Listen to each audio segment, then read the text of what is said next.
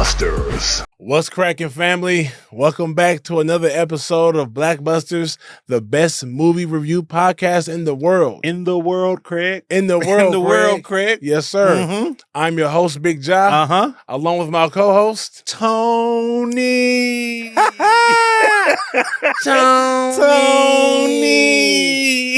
Tony, you killed it, my brother. He was my onlyest brother. Man. Yeah. Yes, sir. Okay. This is, I'm just gonna go ahead and say this is directly after we did our 100th episode. Friday. And usually I don't tell people what the next episode is going to be. And I didn't say it last time either, but this time I'm letting y'all know this is directly the episode after Friday. I had to do this one. This was going to be the movie that we reviewed for the 100th episode. We talked about this for 100. And the conversation, I understand why two film lovers like you and I love Hollywood Shuffle. Yes. I also understand why like Friday maybe makes a bigger splash at 100. It's interesting that we saved this movie that is so high on both of our lists for so long. I think it's because the movie's special to both of us, and we wanted to maybe wait for the right moment, to do it. It's almost like you didn't want to touch it until it could be touched. Exactly, brother. So, a lot of times y'all might ask us why we haven't done a movie yet. Like it took us 100 episodes to do Friday. Right. How is that possible? Like me, right? Because I'm gonna keep it 100.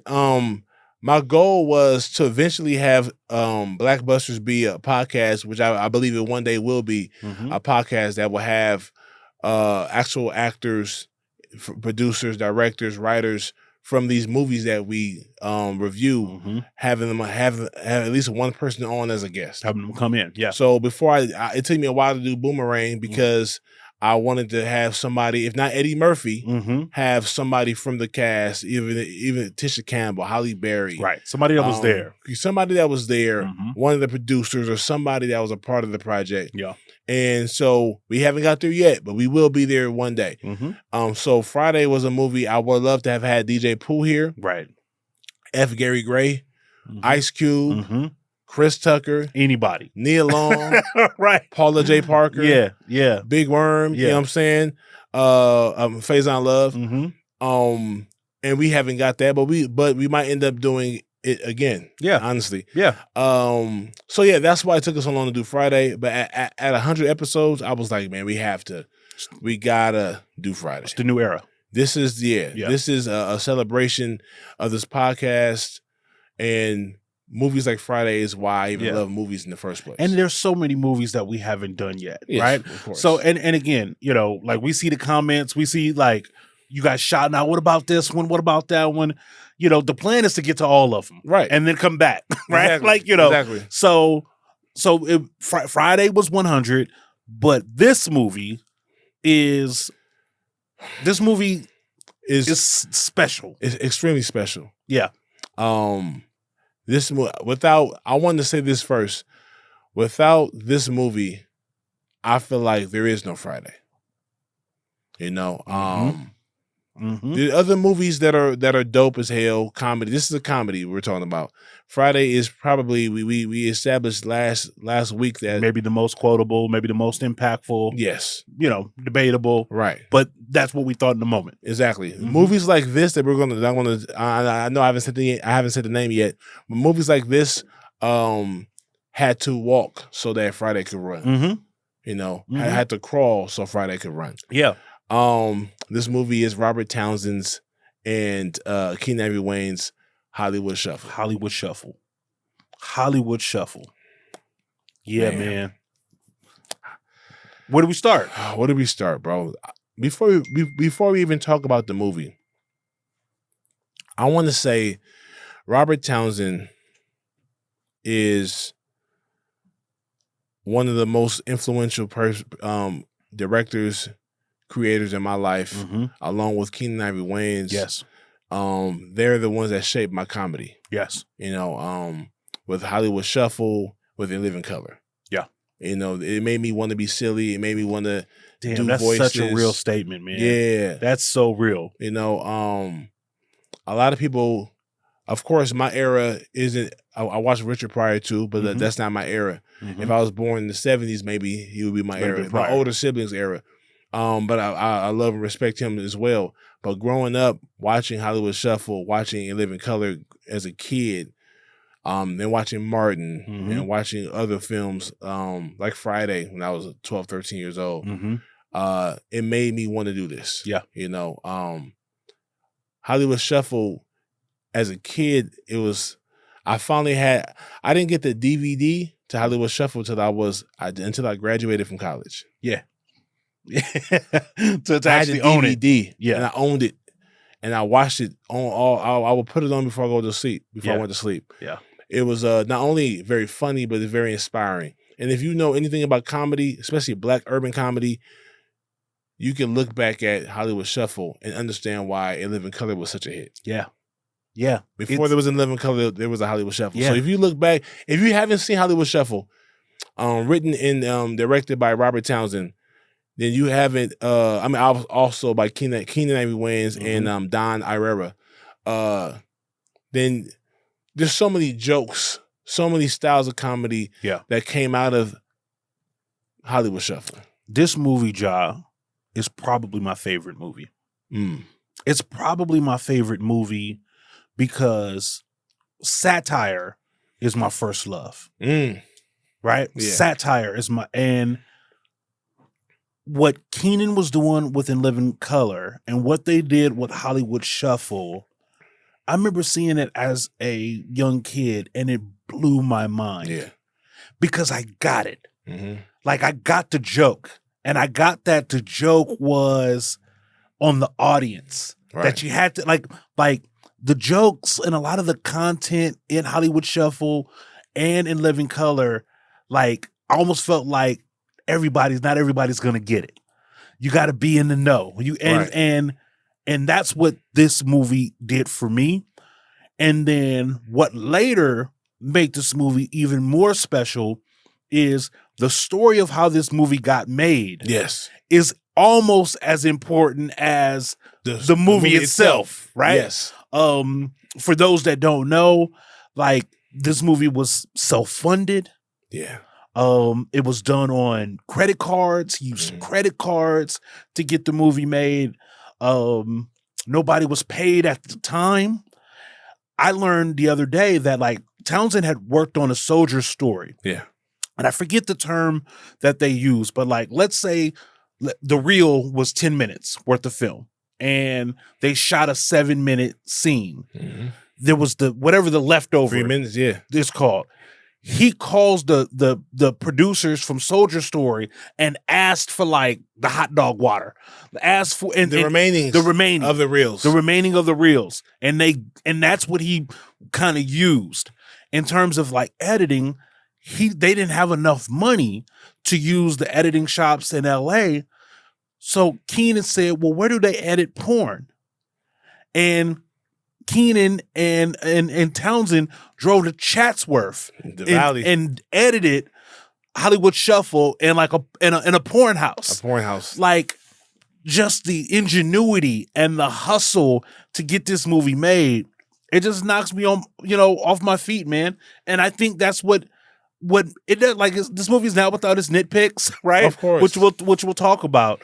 But the spirit of this movie, like the effort, I just respect it so much. So a lot of times I used to feel some type of way about some of the content I did when I would shoot it. It had to be the right lighting, had to be the right proper camera lens, it had to be the best focus, and all those things that are still important to me, and they will always be important. But sometimes it's just the content. It's the actual spirit of the content that rules supreme. Yeah, like I use The Lesbian Homie, for example, season 1. Out of the 3 seasons, that was shot the worst. Yeah, the roughest. The roughest. When it came to the camera, my lens was broken. I still used it. My mic was halfway broken. It had a hiss to it. And my earlier episodes, it wasn't until halfway through the season, I was able to pay to buy some new equipment. To get a new mic. Yeah, new equipment and shit. Crazy. Yeah, so before that, I was struggling, but that's some of my best work is during those times. Yeah.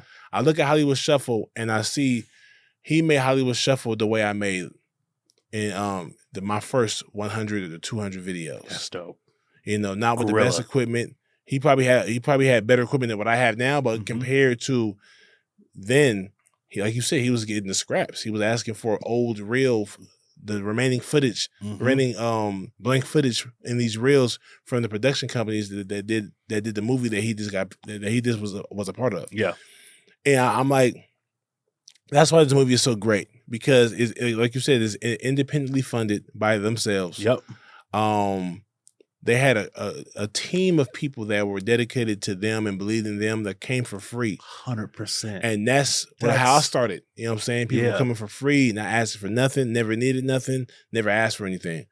Well, they might have needed it, but they never asked. Yeah. They wanted to be down. They wanted to be down just to see the project be done. Yeah. And I think a lot of people felt the same way about Hollywood Shuffle. Yeah. Yeah. 87 is when it came out. 1987. I was 6. Yeah. You know what I'm saying? And so I didn't watch it right out the gate. Right. When did you find it? I want to say I had to have seen it around 11. Okay. That's when I want to say 11 is when I realized what a comedian was, or realized what being funny meant, how to make someone laugh, and I fell in love with laughter and the art of making people laugh around that age. And this movie would have been like one of the first shots in the vein. Right. Yes. Right? Like one of your first hits. Yes. With black people. So about black stuff. Right. Yeah. Right, right. So I want to say I probably saw it before I even knew I was watching it, but I watched it on purpose around maybe my early teens. Okay. And I was like, damn, Hollywood Shuffle. And Robert Townsend, the father from Parenthood. Robert Townsend, Partners in Crime. Yeah, yeah. Robert Townsend, The Mighty Quinn. Yeah. Yeah. All of this happens because of Hollywood Shuffle. Hollywood Shuffle. And what I like about it is it's talking about itself. Yes. There's a self-awareness there of the challenges that black directors and actors deal with at that time in the 80s in wanting to be more than pimps and thugs and prostitutes. Right. In it, you can see Robert Townsend's desire to be a great actor. Yes. Like you can tell that he wants to do. Even we know that his character Bobby wants to do it, but Robert, you could feel Robert Townsend being like, "This is the kind of career that I have." So there's an angst inside Bobby that is directly connected to Robert Townsend, right? Of his frustration, with it.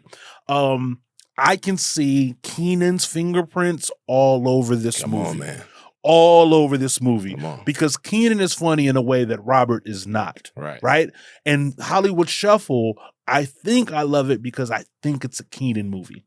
Even though Townsend is the mind behind it, and Townsend puts up the money, and Townsend gets it done, and fucking bravo, like hat off to Townsend for doing that. Right. But the jokes feels like Keenan. Yes. Like the funny feels like Keenan. Feels like In Living Color. Feels like In Living Color. And Living Color came out with 91 or 90. Let me find out. Shout out to Keenan Evan Wayans, man. He's a huge reason of why I do what I do. It definitely felt like a Keenan film. Yep. Now from 90. 90. Yep. So 3 years later, In Living Color comes out. And 3 years prior, they came out with Hollywood Shuffle. And I feel like this is, for both of them, they were both probably writers, directors, and actors, and trying to get on. Trying to get on. Instead of venting, they probably vented too, but instead of complaining about not booking anything, and they said, we're actually filmmakers. Let's make a movie about this process. Let's make a movie about this world that we live in as an aspiring actor trying to make it in Hollywood. Yep. And what does that look like? They did a great job of that. Listen, when you look at this movie, with what they had to work with and the budget that they had, it's simply amazing what they were able, and the limited cast. It almost feels like a theater production because you have characters playing different characters, right? In different sketches. But like some of the shots, like some of it is crude. Like some of it feels like the guerrilla production it was, right?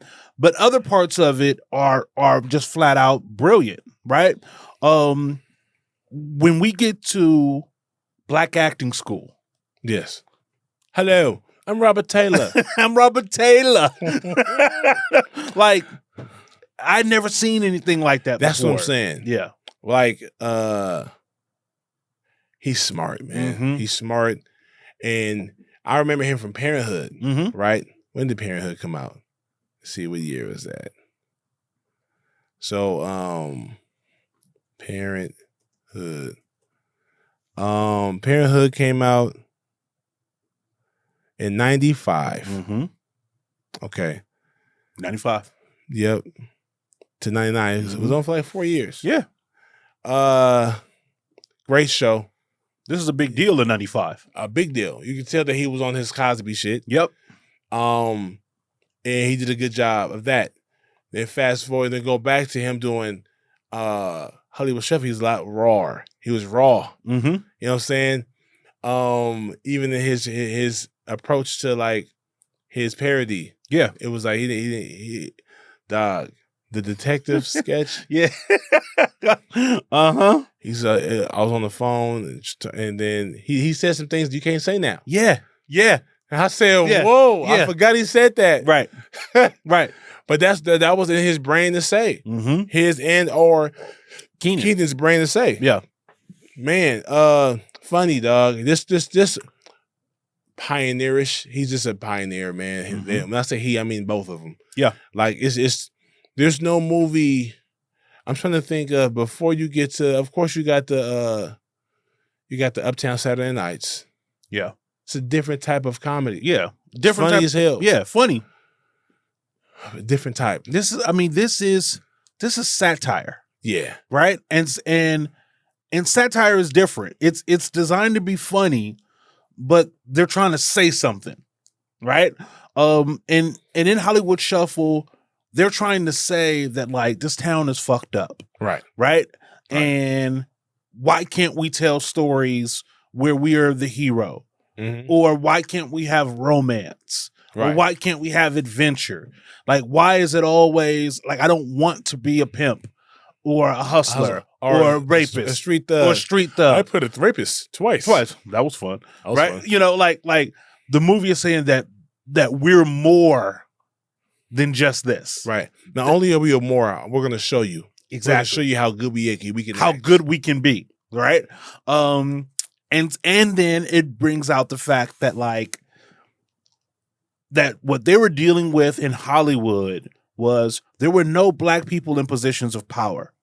So it was always others telling them how to act. How to act them. How to be more black. That's crazy. Stick your butt out.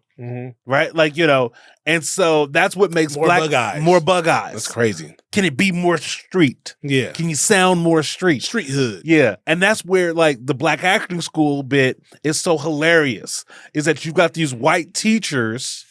You know, I immediately thought about like the British invasion when he goes, "Hi, I'm Robert Taylor." I thought it's about Idris and all of these other guys from the UK that come in and play hood roles. Right. Yep. I thought about that, and I thought about the fact that like the guy teaching them how to walk jive is the white guy. Whitest white guy. Yeah, the whitest white guy. But that's what we're doing at where you can come learn how to speak jive and shuffling 101. And it just was just like, yeah, that's great parody. Yes. That like, you know, the fakeness of it all. You know, the fakeness of it all. The fakeness of it all. Yeah. Black Acting School. I loves you, Mandingo. I loves you. Man, Stevie Taylor. Yeah.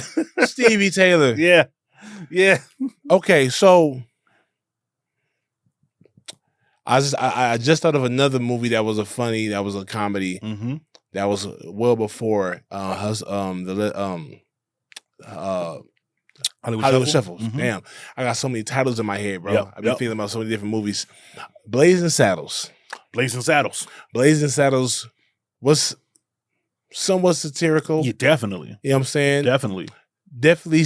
Speaking, it definitely has some shit to say. It had an agenda to get across. Yeah.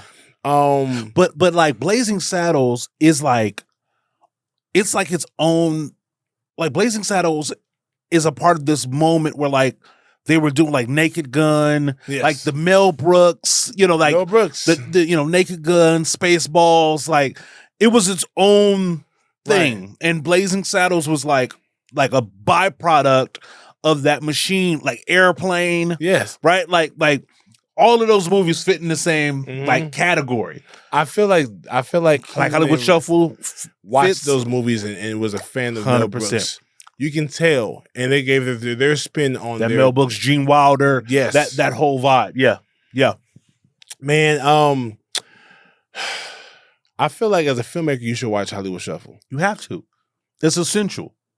It's essential to see how they came up with how much they did with so much little resources. That's the beauty of this film. Yeah. Right? Like the movie, the runtime of the movie is only 78 minutes. That's why I was talking last week with Shoni Kwan about an hour. Like this movie is only 78 minutes.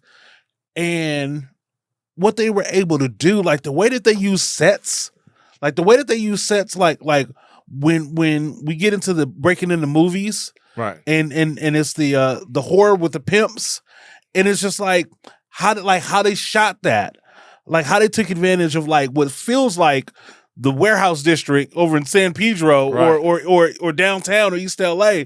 Like they made the most out of their scripts, right. They made the most out of their costumes, they made the most out of whatever environment they were in. They shot that breaking into the movies at the Baldwin Theater. And Townsend said in the interview that like they had to be out by 11. Damn. Because I hate those hard outs. Well, because like that's when they started showing movies at the theater. So the owner was like, you can come in and shoot, but you got to be out of here by 10:30 because at 11 o'clock I'm starting the movie. In the morning. So he said like they got there at like 4:35 and shot all the way to 10:30 to before they got out. Yes. So it's just like that kind of like gritty hustle work. He said like the barbershop and the beauty salon, like they would let them shoot after hours, but he had to agree to like mop the floors and like clean up and these were the deals that he was cutting by any means necessary to get his movie made. And that's what makes me love the movie even more. Yeah. The story behind it. The journey behind it. Like, you know what I'm saying? Like, one of my favorite things I've done is the Petty Purge. I shot a horror short film maybe 5 years ago. Is it online? Okay. Tap into Petty Purge. Okay. Once again, that same messed up lens, that same hissy ass mic. It's on YouTube? It's on YouTube. Petty Purge? The Petty Purge. All right, love it. Yep. It's about 8 minutes and some change. It's a Halloween horror film I shot probably 5 Halloweens ago. Okay. 5 or 6. And I love it because of the concept. We had no script. I had all these characters. I had Minx, Tim Willie, my boy Ken, my boy Craig, and my homegirl Efran. And we shot it in like 6 hours. Yeah. Inside of my boy's studio, J. Ali's studio. And J. Ali was there too. I love it because I think I shot it, edited it, and had it up in 3 days. Could you ever do something like that now? Or is it now like where you are as a filmmaker and as a creator, like your work is the next season or the first season of a thing? Could you go make something just to make it? Yes. Okay. Yeah, I still have that in me. You still got that. I still love it. Yeah. Yeah. I just give me the actors and the characters. I'd love to see you do more horror. I'm gonna watch this and I'll immediately text you. Okay. Like you got to do more horror. Okay. Yeah. Okay. You got to do more horror.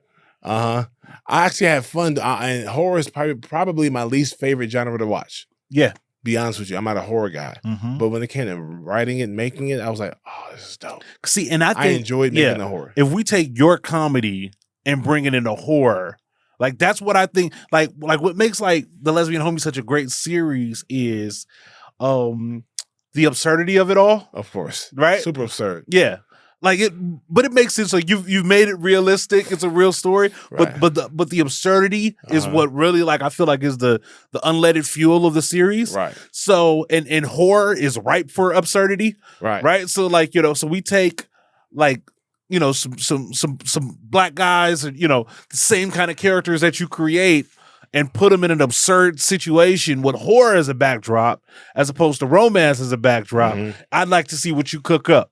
Okay. Right. Like I'd like to see, and I think it prompts itself for some never before laughs. Like some of the jokes that come from Lesbian 3, I think which makes the whole series, which makes it work, is these are not jokes that anybody has heard before because nobody's ever put characters in this situation before. Right. And that's what makes it unique and original and allows people to get into it because they've never seen it before. Yeah. So like, that's, to me, I feel like horror is a great playground because I mean, if we think about the horror movies that we've done on this, we've only done a handful. And we've kind of like tackled the only ones that really exist. Right. So it's a thing. It's a thing, man. Think about it. Definitely I would love to. I'm planning to do more horror. Yeah. To do more horror for sure. Do that killer pimp shit. The killer pimp. That fly. Which one was your favorite? like if you think about who do you think? I had two. Okay. I love Shaking Homie. Yeah. The little dude? Yeah, the little dude in front. And then there's one guy who like yes. Oh, which one? Oh no, there's one guy that's just like this the whole time. Right. He's like, good. He's like, I'm gonna put my arm. Yeah. There's the guy next to him that looks like he could be like a young Lorenz Tate. He's got a thing that he's doing. Each one of them is so funny. Yes. And it's brilliant. It's a brilliant way to present these pimps, and then what's your number, baby? Bitch better have my money. Bitch better have my money. Yeah, it's great. It's great. It's fantastic. And so Robert Townsend and Keenan were probably actors and writers trying to make it in Hollywood, and they were like, once again, I said it before, they were. This movie is about their process or their experience trying to get into Hollywood, the Hollywood shuffle. You're not black enough. You're not black, and you're black as hell, but you're not black enough. Yeah. Be more ghetto. Right. Basically, be more ghetto. Yep. And white people telling you how to be ghetto. Like this. Do like this. More of that. Yeah. How you gonna teach me how to be me better than me? Right. You know what I'm saying? So they made a movie that was funny. It was a spoof, and it was informative. It was creative as hell, artistic as hell.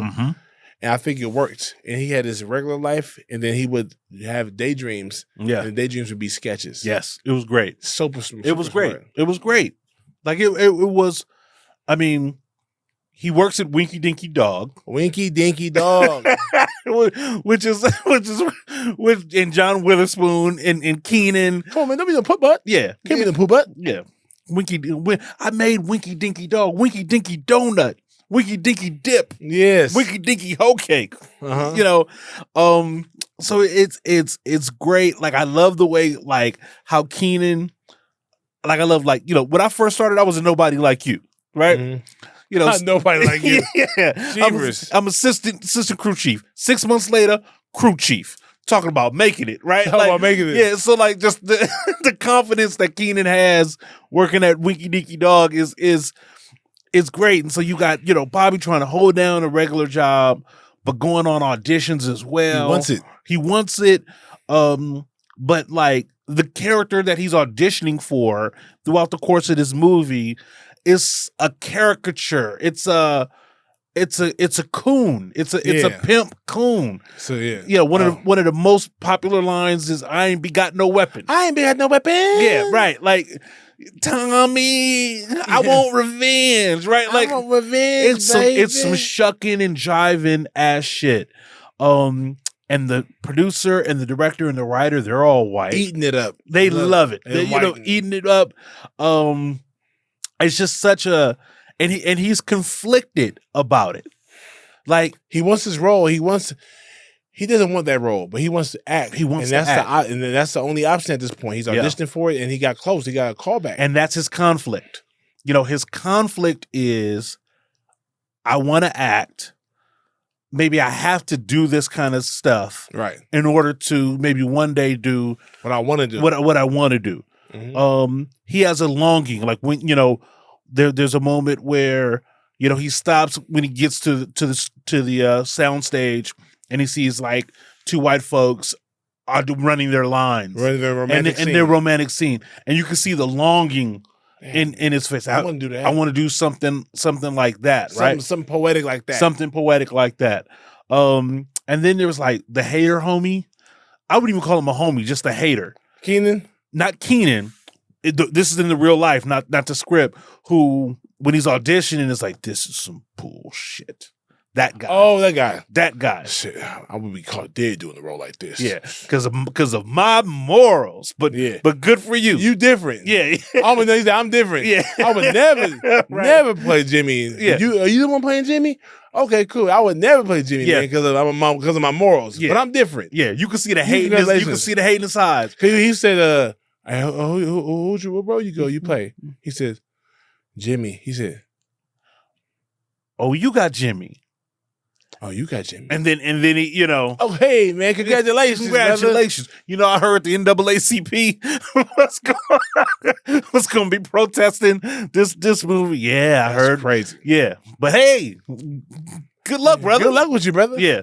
And then at the very end, when get this guy out of there. Bobby Cheese. Get him out of here. I'll do it. He's like, you ain't Give me another Jimmy. I'll be Jimmy. Mm-hmm. You ain't shit. Like, it was good. And again, like the movie isn't very long.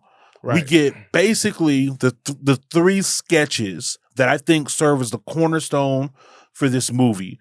Again, no shade to Robert Townsend. Going back to Meteor Man, he's not the strongest actor. Right. Right? Mm-hmm. And so you can see there's some of the scenes there that are very clunky. In terms, like, I can't tell if Robert Townsend is playing Bobby goofy or if Robert Townsend is just goofy. Like the way that he walks and the way he's doing the whole thing and the jive turkey neck kind of thing, and even after the audition where he's, you know what I mean? Like, I can't tell if that's just Robert. It is. Oh, I'll give you a great point. I'll give you a great point where, to me, it's clear as day. When they're breaking into the movie, you have Robert Townsend playing this other guy. Robert Townsend's version of a homie is really not believable. The way he holds his mouth, the way he's the way he sits there, it's like Robert pretending to be somebody's street. I'm glad you can see we here to watch Chicago Jones. I didn't like that other shit, but take a look at the clip. You know what I mean? Like that kind of. He was performing. Yeah, it's whereas the other homie feels very real. Take the hoe. He said, no, you take the hoe. Take the hoe. Right? And then, you take the money, take the hoe. Fuck all the rest of it. Fuck all the rest. Like, one brother feels very believable and one brother doesn't. Right? Okay. Like, okay. You know what? I stumble with it, but that's the point. The point is that, like, Townsend doesn't play a good hood. You know what I mean? He does. Right. He doesn't play. He doesn't a good hood nigga, street nigga. Yeah, that's street nigga. Like, this is a good nigga. Just a good. It's just not believable. Right. It's just not, like, he's good at being as he always is, a nice guy. Yes, a good dude. He's good at being Duck, right, from 5 Heartbeats. Yes, he's Duck. So in this particular one, that's kind of like what was most obvious. The little boy that plays his little brother, horrible. It's just, yeah. Yeah. No, Yeah. he just, not very good. Not very good as an actor. And I mentioned this before, but like getting like child actors, sometimes you just get your nephew or your son. Or, I get it, but like sometimes you get a casting call, and these kids are only as good as the pool of kids that came in. Exactly. Like that's somebody. He was somebody's nephew that Townsend put in the role, but it was just very obvious that like this kid is not an actor. Right. There's a scene where Bobby's on the phone talking to his agent about what happens. Right. And the clear direction is that somebody gave the little boy is that you are so impressed and have so much respect for your older brother that you do everything that he does. Right.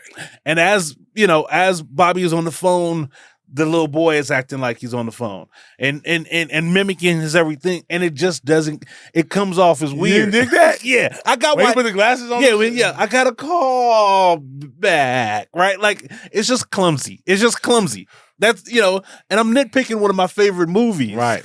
But again, it's not a perfect movie. It's a great movie. It's perfectly imperfect. Yeah. It's but it's clunky. It's clunky at times. Right. That's all. And the clunky parts are all the kind of like the parts that are in the real world. Right? Mm-hmm. Like, the skits, the black acting school, the Jerry curl at the end, which is maybe the most fucking brilliant thing. My favorite part is growing up, that was my favorite scene, and I think it still is. Yeah. It's the scene that is like black acting school is the smartest. Yeah. Is the smartest sketch in the movie. The breaking into the movies where it's Dirty Larry and Chicago Jones. Yeah. That's clever. When we get to Jerry curl and them scenes of just everything about that Jerry curl shit, pass that movie to Jerry. Dude, yeah, curl. Dude, the Jerry curl. Yeah, pass that movie to Jerry. Right, like curl. Like it was great. Damon Wayans' cameo in there was great, and then of course like the big payoff is watching Keenan's curl dry up because of the lack of activator. Come on, man, please, man. Let me get him activated, please. Yeah. Let me get him activated, man. Perfect. Yeah. That's the funniest part of the movie. That's straight up comedy. Also, the detective part when the lady walked in the room, he says, "I could tell she was a good kisser." Yeah. But her breath was stinking. Yeah. As a kid, that floored me. Yeah. That floored me. Yeah, I did. That was great. Like that was great. And again, you could tell this is Townsend's decision to say, and I love doing the nasty. And I love doing the nasty. Right. Like if you would let Keenan write that, it might have been like that felt like that could have been a point of debate in the script. Right? Like I don't want to say that. I want to say this. Because the movie isn't really profane. There's not a lot of curse words in it. He says fuck enough time. Yeah. I was surprised when you said fuck too. I was like, oh, Robert ain't clean necessarily. Back then. Just enough. He did just enough. Yeah. Just enough. But it wasn't that dirty. Yeah. It wasn't that vulgar. Yeah. I mean, like I said, the movie just there's not like a lot to the movie. Right? Like it's basically like him at the audition, him at work, him at home, him back at work, right? And then we have these kind of like sequences of kind of sprinkled in between. So there's not a whole lot there. Right. But where the movie does hit, it fucking hits. Yes. Right? Where it does hit. Like the sketch where they were protesting in front of his house, right? Like, and Paul Mooney, shows up. Like these things, they work. These things work. Shout out to Anne-Marie Johnson. Anne-Marie Johnson. Like she was good. She was good. And you could tell that the bit players were down. Because they did all they just the various scenes. All the scenes. And they were committed to the scenes. They believed in him. Yeah. And that's hard to come by. A group of people that want to see you win and want to win with you. Yeah. And they come be in your project for free. They just come, what you need? I'll be there. Yeah. Tomorrow at 9, cool, I'm there. Yeah. And I'm sure Townsend had to, to one of the points that you were talking about last episode, I don't have a lot of money. I don't have real permits. Right. I'm using the real remainders. I don't have a lot of reels. We got to do this right. You got to show up on time. Show me. Because we only have access to this facility for X number of days. Right. And again, it kind of goes to the creativity, which is give a guy 2 real locations, and I'm sure that movie was probably shot maybe in 4 different places, right? Tinseltown, pictures or something. That they probably shot so much there. The way they did Chicago Jones, they put him up against a wall. They just put him up, right? But it suited tight. Yeah. We don't have the budget for the whole production and seeing them on the side of a cliff. Nah, put them on a dirt road up against a little hill. Yeah. And cut to them looking down at a deep fall. Yeah. But they're not really in that deep fall. Easily done. But to me it was tight. It was tight. I liked the girl that played the white chick in Chicago Jones. I'm trying to think of her name. I'm looking. But she was good. They played different roles. She played a good, a good prostitute. You could tell from the closing credits how much that movie, they were all got a chance to sit in the limo. Right. And drink some champagne and feel that life. Right?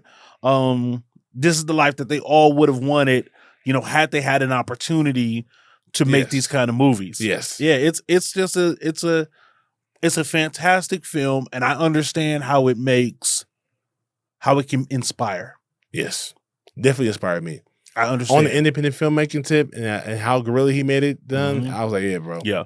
It made me again, I'm still in love with satire. And when I do create content, it's always satirical. Right. I mean, like the impression that this movie and In Living Color made on me, I didn't want to do anything else. I still don't want to create anything else. Right.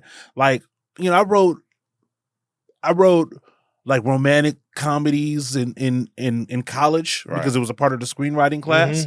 So yeah, I explored that, but nothing excites me more than that that message, that subtle message, that satirical message, that Keenan and Townsend were so good at. This movie was my original love. In terms of something that I could make. Right. Because maybe that's what it is. Because when we watch it, it feels like something that can be done by us. That if I just decide to do it, I can make something like this. Not the biggest resources. Yeah. But just with gumption, no tool. I mean, and people around you that want to help too. Yeah. Know how and I agree. I agree that this film it makes you want to go out there and shoot and be creative. Yeah. And the people that he had that were I see a lot of these actors that were in the Hollywood Shuffle and other things for years to come. Yep. They make their own lanes. Did you know that Rusty Cundiff was in this? Rusty Cundiff. Okay, so Rusty Cundiff is the guy that directed Fear of a Black Hat and Tales from the Hood. Huh. And he was one of the bit players. He was the light-skinned guy that said, "You saved my main man." Right? And so, it's interesting because his early stuff is kind of born out of the Townsend boot camp. He was there for the making of Hollywood Shuffle and then went on to make Fear of a Black Hat in 93. Right. That's cool. That's how it should be. It should be, a graduating class of people who learn. How you were shooting for other people. Right. And then you started doing your own thing. The hope is that one day a young aspiring filmmaker will find his way to you and will shoot for you the way you shot for others. Right. And learn how to do it. Yes. And like that's the dream and idea. I was told, I went to a film festival a couple of weeks ago, like a week and a half ago, and the guy walked up to me and told me, "Hey, bro, I'm a fan of you, Big Job, bro. You're the reason why I started directing." I said, "Whoa, I haven't got that too often." I said, "Whoa, that's dope." Really? He said, "Yeah, man. You inspired me to make content." Yeah. You get that, right? That was a blessing, man. Do you understand it? Like, oh yeah, for sure. Because there were so many people that were that for me. You know what I'm saying? Watching them create. I used to watch Donald Glover create, on YouTube. Before Donald Glover, he was the show was called Derek Comedy. Wow. You know what I'm saying? And so I remember seeing Issa Rae. One of my homegirls called me, was like, "Hey man, you should go on YouTube and check out this show called Awkward Black Girl." That's how long you've been following Issa Rae? Yeah, since the first couple episodes of Awkward Black Girl. Yeah. And I remember the first episode was terribly shot, but I loved it because of what it was talking about. Yeah. It was so relatable. Yeah. She was like driving to work and she came across a coworker that she can't really stand, that never reads the room well enough to know that he shouldn't be talking and saying certain things. He sees her, she sees him driving down the same street. They're both going to the same job. He's like, "Hey, what up, Issa? What's going on?" Hey, what's going on? And they drive to the next stop sign. Yeah. He pulls up again. "Hey, what's up? How you doing?" "I'm fine. Just going to work. I see you there." And she drives off. They drive. She drives to another red light. Same thing happens. Pull next to her. Yeah. "So I was thinking," and she's like, "Dog," she's thinking to herself, "Is this nigga gonna talk to me all the way on the way home, all the way to work? Leave me alone, bro. Talk to me at work." Yeah. So I thought that alone was very genius to me, very relatable. I like relatable content. Yeah. Stuff that people can be like, that shit happens to me too. I hate it when that happens. Oh shoot! I thought I was the only one that happens to. No, it's so relatable. It happens to everybody. Yeah. She had another scene where she had a coworker that she just met. I think she was new to the job. This is in season 1 of Lesbian Homie. I mean, of Awkward Black Girl. Yeah. And they're like, "All right, have a good day. Have a good night." Or they say hi to each other, and I see you later, and they leave, and they're walking down the same hallway. Right. And how awkward that is. Yeah. Her mind is going back and forth like, do I speak to her again? Do I say hi again? Do I say bye again? Right. We used to say bye and we walking down the same hallway. Right. For like 5 minutes worth of hallway to walk down. Yeah. And I was like, that's funny. It's funny. It's weird. It's awkward. It's funny. So I understand why she is where she's at. She's at because she thinks outside the box. She thinks different than a lot of people. And she's able to translate it to screen very well. Would Townsend have been a content creator online? Of course. Yeah. Townsend would have been. Spike Lee would have been. Keenan would have been. Keenan would have been, for sure. Yeah. Definitely. Yeah. Definitely. I mean, it's interesting. This is such an interesting debate. I mean, we're on 101 episodes. Obviously, we love movies. Right. Is wanting movies, like, have we already gotten what our next thing is going to be, what the evolution is? We had a conversation, and we've had conversations with content creators and talking about the difference of like making a feature length movie versus making a web series, or where, versus like making skits. Right. Is it our desire for movies that maybe blinds us to what's being made today as the evolution of content, right? Like, people always say like, "Well, John, when are you going to make a feature film?" Or some of these other folks like, "Why aren't they making feature films?" Right. Is it like a full circle thing, or just goes like, no, this is where our creativity is taking us, right? Yeah. Like we don't need to make feature films, because we can do web series and scenes, and because we can do it ourselves, like a Townsend, we don't need anybody else. Right. So like, is today's web-based YouTube culture, like, is it the promised land? Like, is it like what would all have been wanted? Or are we still in need of feature films from an industry that hasn't always been kind to us, as evidenced by Hollywood Shuffle, right? Yeah. Like, is where we are today with content creation where we should be? Are we wrong to want to force people back into a studio system or a Hollywood system? We're not wrong at all. Okay. And is if a content creator doesn't desire that, like that's okay too, right? Right. Yes. Like, I think it's important that we that the content creation, like social media content creation, is dope. I do it too. Obviously, that's what I built my name off of. But my goal is to do movies and TV. Right. There's still room for there. There's still you still want to do that, even though in the theaters I never see as packed as it used to be. Right. But with that being said, I see them for a good movie. People will pull up. Yeah. And I feel like you said something in the other day about the filmmakers of today are the social media creators of tomorrow. Yeah. Or the filmmakers of yesterday are filmmakers of the studio, the content creators of today. I agree. I think there's a lot of film. I'm in this directors chat. I'm in this group chat with like at least 10 of the guys. We're all directors. Right. And we just talk about films. We share stuff and we tag stuff and we give compliments. We give advice and stuff like that. The climate for filmmaking is still dope. Now I think the climate for independent filmmaking is even bigger now. Right. And I think that's what you're getting at. You don't need Hollywood. Yeah. You shouldn't use Hollywood necessarily unless you're trying to do a big release. And even then, that's in question of whether or not you should do that. But we're in a good place. I feel like the difference between making a movie now and making a movie now as a content creator is the team. Content creation allows you to work by yourself, or at least with a small crew. If there's a crew at all, you're going to be working by yourself or just one or two people. Because nobody's made that jump yet. Yeah. Right?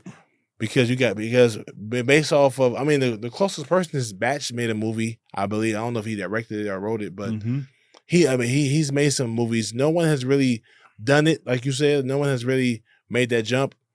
Do you put yourself in that category as what though? Lesbian Homie 3, as I told you, is impressive as hell. Thank you, man. Like, and the thing is that like it's TV worthy good, it's movie worthy good, right? Appreciate it. And it's a series. So if I feel like you're in the pole position to do a movie. Yeah, like this is the proof of concept right here. Right. How many hours is the Lesbian Homie 3? 4 hours. Okay, boom. It's like 2 movies, right? Like right there. So I actually kind of feel like the evolution because we talked about like yesterday's filmmakers or today's content creators. Yes. For those that want to be today's filmmakers, I think they should be doing what you're doing, which is practicing. Put the reps in. Doing more than just sketches. Yeah. Like do a full out project. Do a series. From beginning to end. Yeah. And make the mistakes and just keep doing them again to where those mistakes aren't being made. Just keep doing it. Just keep doing it. That's the only way you're going to get good. That's the only way you're going to grow as a director. This brings me back to the conversation that Bobby has with his uncle in the barbershop in this movie. Yeah. Where he says like, Bobby says, what if I don't make it? What if I'm not that good? And his uncle goes, what if you do make it? What if you are that good? Right.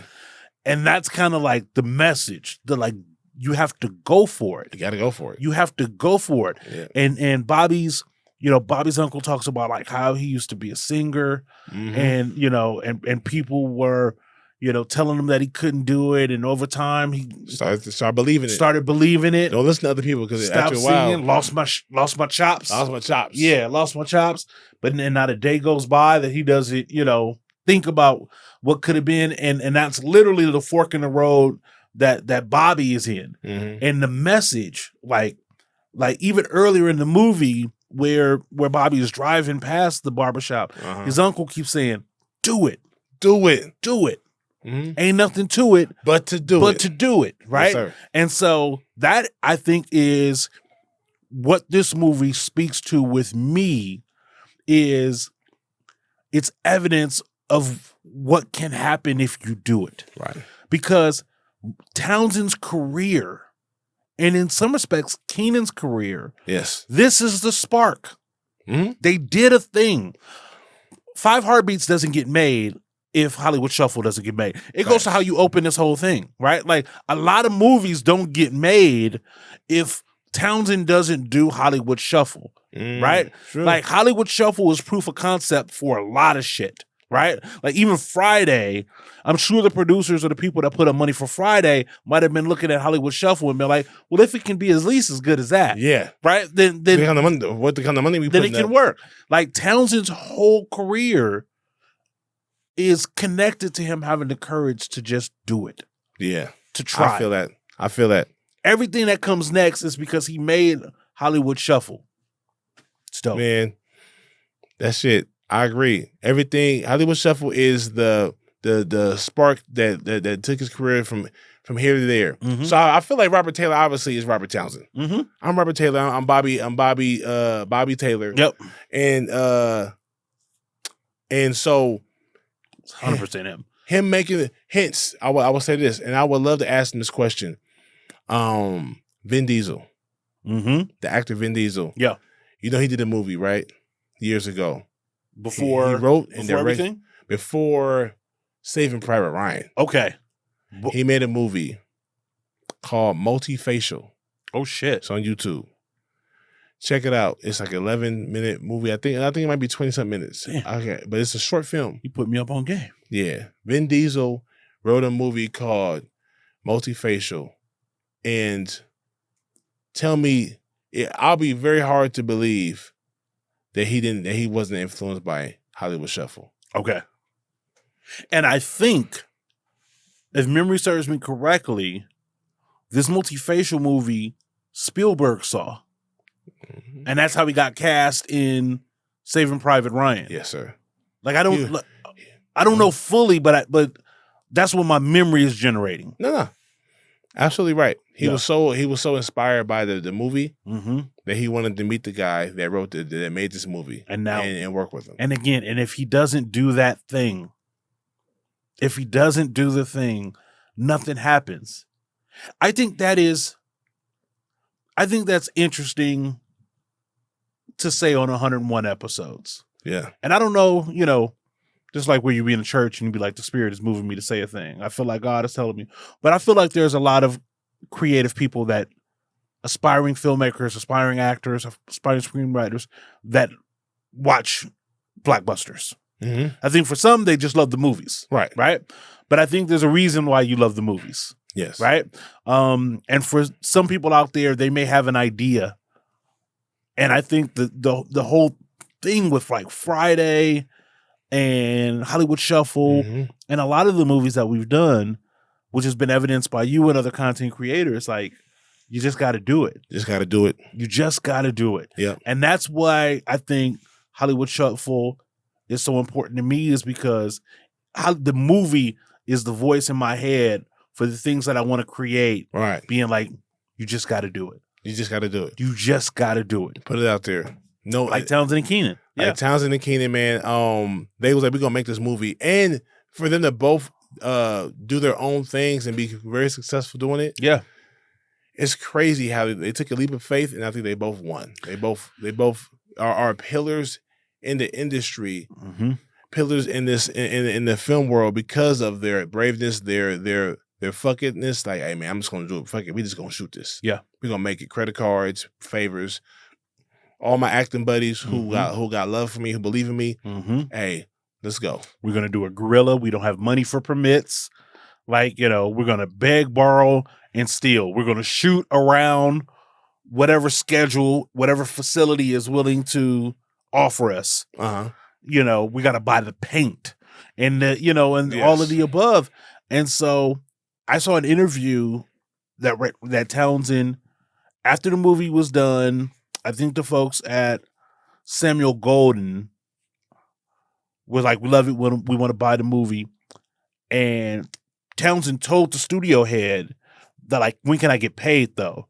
He was like, well, you need to get paid right away. And that's when Townsend reveals to the studio head that he paid for the second part of the movie on his credit cards. Right. And then the guy was blown away because he's a studio exec. He nobody does that. Nobody makes this kind of project on credit cards. Yeah. So They agreed to sign the deal, and he told everybody in the movie to come to his apartment. His apartment was off of like Melrose or something, to come in and sign their contract. There were no contracts between Townsend and anybody in this movie. They all did it on love. All love. And then they all showed up to his house that day and got paid first before him. Like signed their contract and then got paid based off of whatever.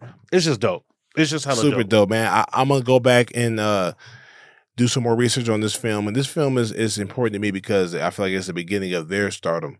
Yeah. And I'm gonna see how they thought about it and what their mindset was, and for them to achieve so much, they must have had a strong mindset. They must have had strong goals. I mean, they're both.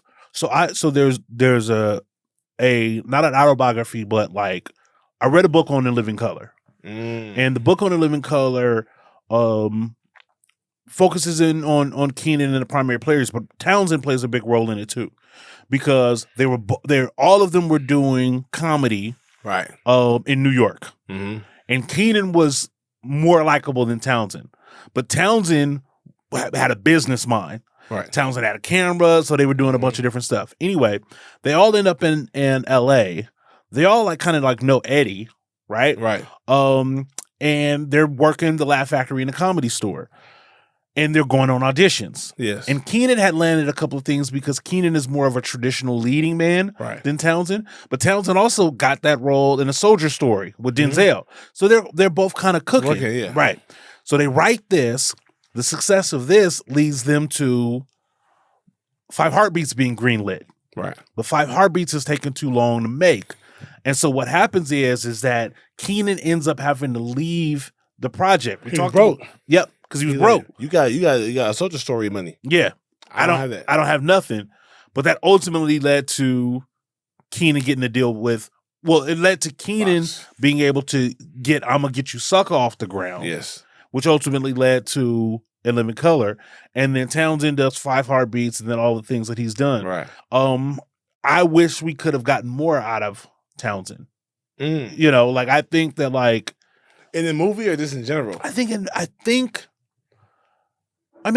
Townsend, he's too much of a visionary for there not to be more work out there for him. You know, like Keenan, I think Keenan walked away from it, right? Like, you know, but Keenan gave us a lot. We had his movies. You know, I think Townsend suffered from some of his movies not being quote unquote box office successes. So I think the opportunity well dried up for him. But I think that like as time goes by, I think people will revere him. I mean, people love 5 Heartbeats for sure. I think that there's maybe a lot of people that haven't seen Hollywood Shuffle.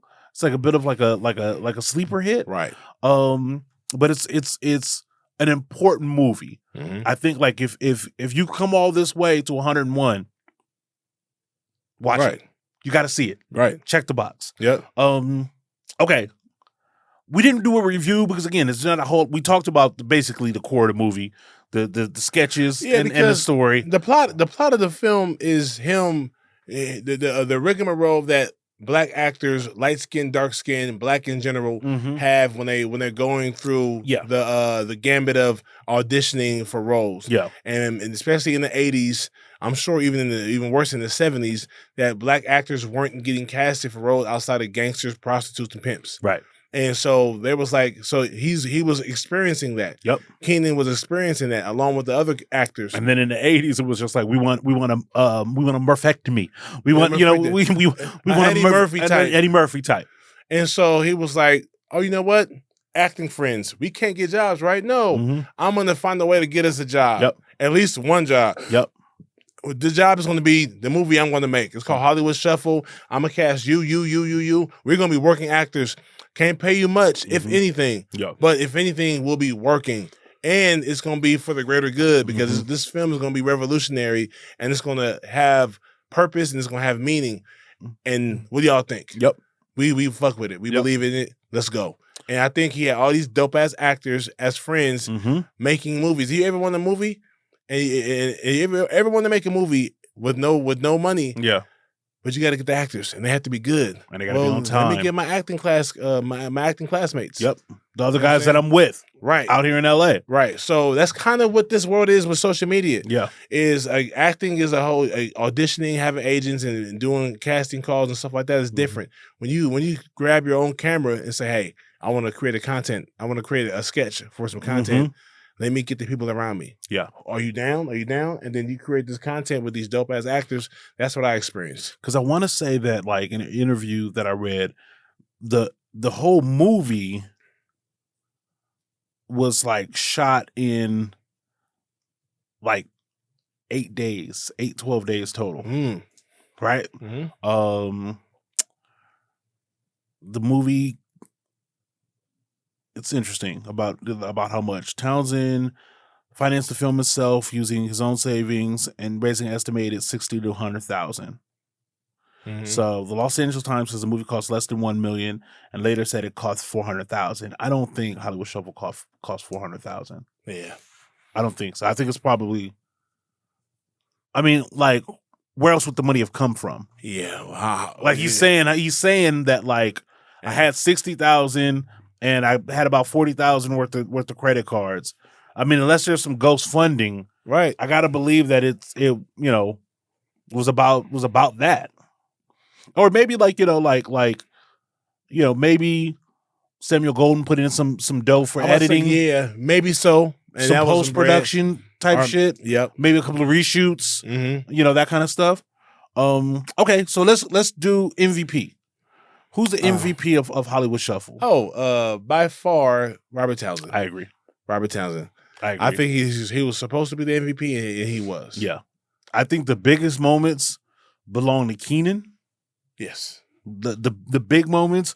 Keenan is funny as when he's playing the Winky Dinky Dog guy. If you watch his facial expressions and shit. Yeah, that's so Wayans. It's so Wayans. Yeah, it's very Wayans. John Witherspoon was of course great. Come on, man. Don't be a poop butt. Yeah. But I think it's the MVP. Is there an LVP? For me, it's Bobby's son. I mean, Bobby's little brother. That's to me.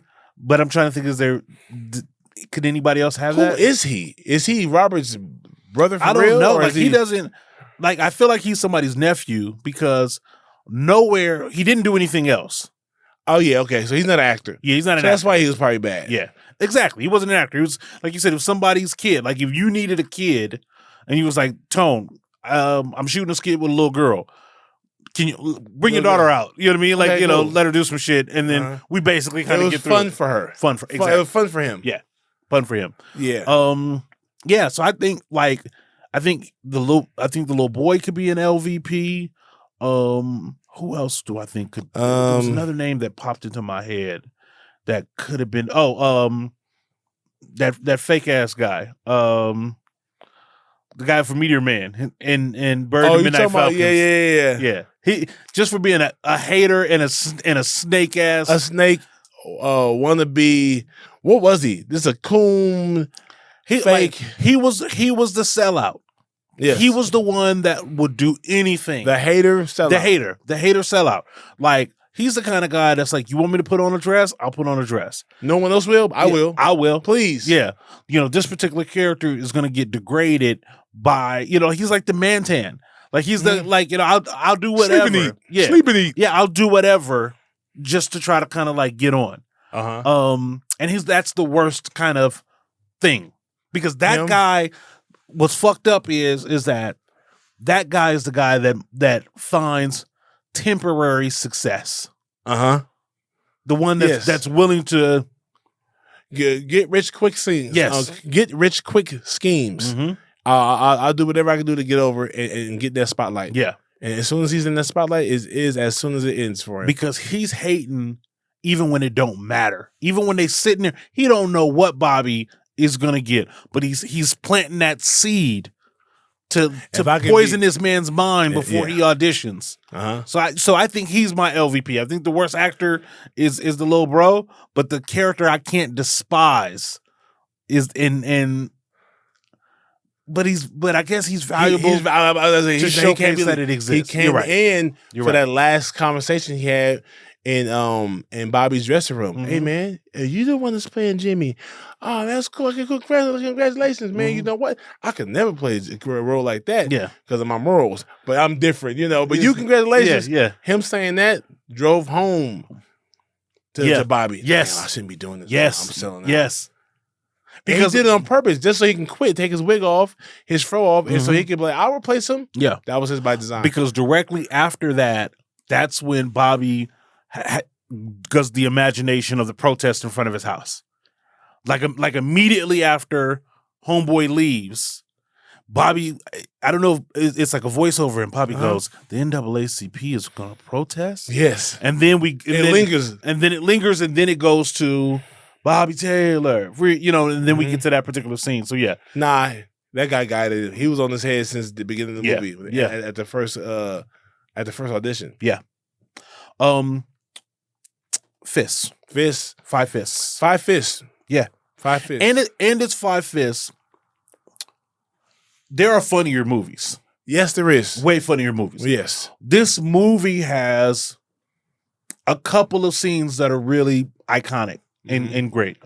And then there's a lot of just like movie in between those particular scenes. Right.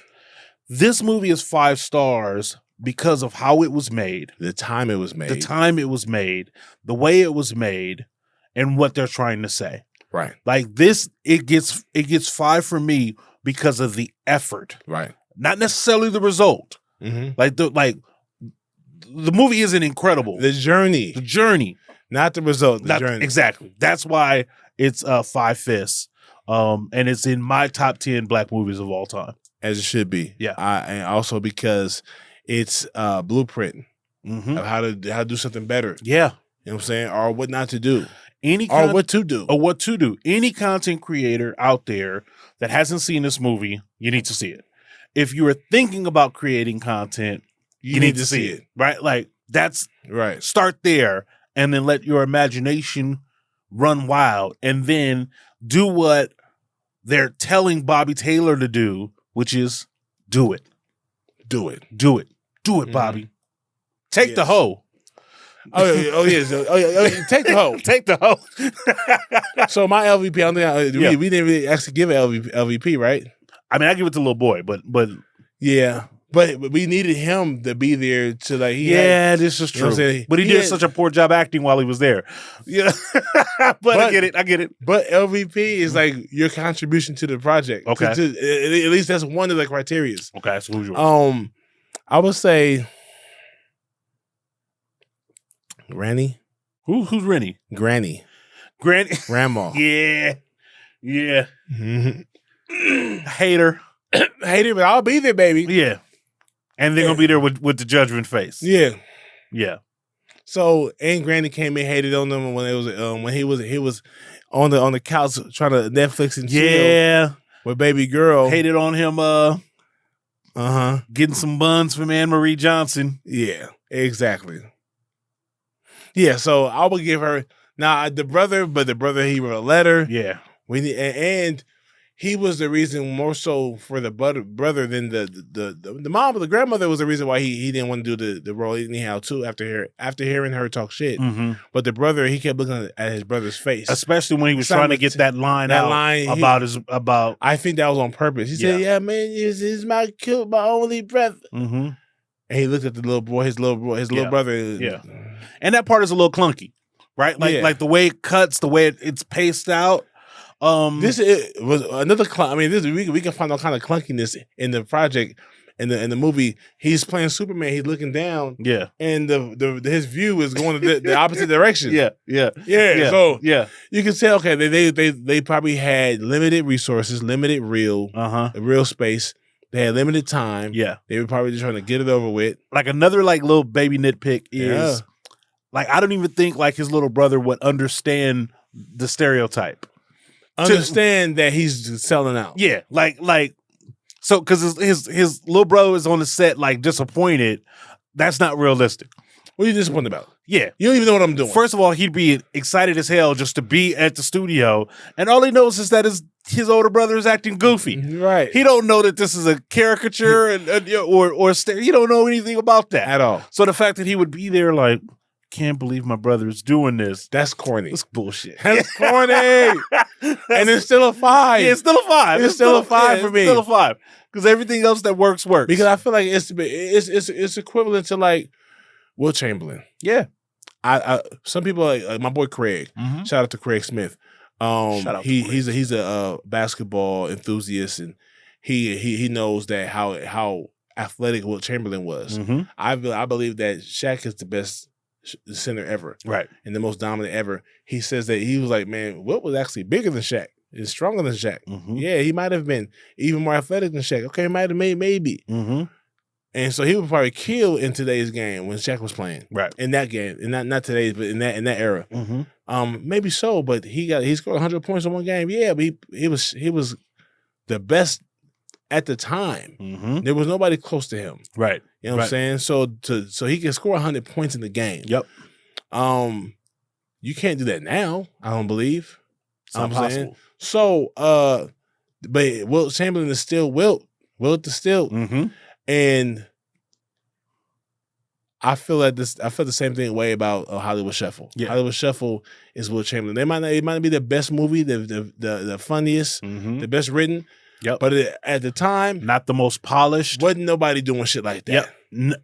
Not the most polished. It was trailblazing. Yes, sir. Very much a trailblazer. And sometimes that'll get you to 5. Yes. Because being first. Yeah.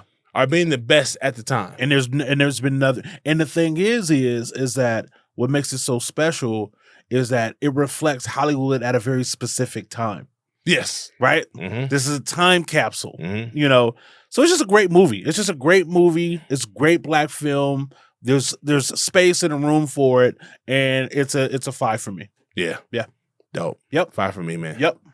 Hollywood Shuffle, legendary. We were going to make it 100, mm-hmm. And celebrate it with 100, but we did Friday instead. But we had to come back and do Hollywood Shuffle right after Friday. Yep. And the crazy thing about it, when you watch it on Tubi, if you haven't watched either one of the films, which I'm sure you have watched at least one, mm-hmm. if you go watch Hollywood Shuffle. It's on Tubi, right? And when Tubi, when the credits are going and it's counting down, and it's going to the next film to watch. Friday. It's Friday. Dope. Somebody purposely. Yeah, somebody knows. Purposely did, because I feel like there's no Friday 1, 2, and 3 mm-hmm. without Hollywood Shuffle. Yep. 100%. Yeah. Yeah. All right, y'all. Yeah. Hollywood Shuffle. Mm-hmm. So I'm gonna keep it 100. This is what I want. This is where I see BlackBusters going. We're going to not only break down black films of the past, present, and the future. Mm-hmm. I also want to break down conversation with some of these writers and directors. Yeah. So we might not be able to have Eddie Murphy here for Boomerang mm-hmm. on the for the breakdown of Boomerang. But BlackBusters will also have Eddie Murphy here in general. I think that like a good part of some of these conversations are the mechanics of it all. Right. The business of movies. Yeah. So it's one part to review the movie. Yes. Right? It's another part to break down, to talk about the movie with a writer who actually wrote it. Right? Mm-hmm. And so I think that I think that's a spin-off project that I would love to watch, to watch you talk shop with other folks, like almost like X's and O's and coaches, two coaches talking about game plan, talking shop, right? Yeah. Like, not color commentary and play-by-play, but let's talk about the strategy and the X's and O's of what got this movie and the reasons behind. The reason behind something. Yeah. Do it. Man. Do it. I'm gonna do it. I'm gonna do it. Do it. Do it. Man. Yeah. That was a great episode. I have a great time. Mm-hmm. I can talk about Hollywood Shuffle even more. And when I come across movies that I really love, especially the 5 Black Fist ones, those are movies that I feel like I can continue to talk about. Hell yeah. You know what I'm saying? Forever. But we're done for today. Mm-hmm. We'll catch y'all next week. I'm your host, Big Ja, along with my co-host, Tony. I loved this dude. I'ma hurt you, man. I want revenge. So as soon as you get your foot off my neck, I'ma hurt you. I'ma hurt you. Why you pull a knife? I ain't got no weapon. Yeah, man. So stupid. Go watch the movie. Go watch Hollywood Shuffle, man. Shout out to Robert Townsend. Yep. And Keenan Ivory Wayans. You guys are amazing. You guys are pillars, and I can't wait to meet y'all one day. Hell yeah. I met Robert Townsend briefly, a long time ago when I went to the making of 5 Heartbeats. I remember when they were going around town with that. Yeah, I went to that. Yeah, dope. Dope. Yeah. All right, y'all. Catch us next time, man. Be good or be good at it. BlackBusters, the best movie review podcast in the world. In the world, Greg. In the world, Greg. To the max.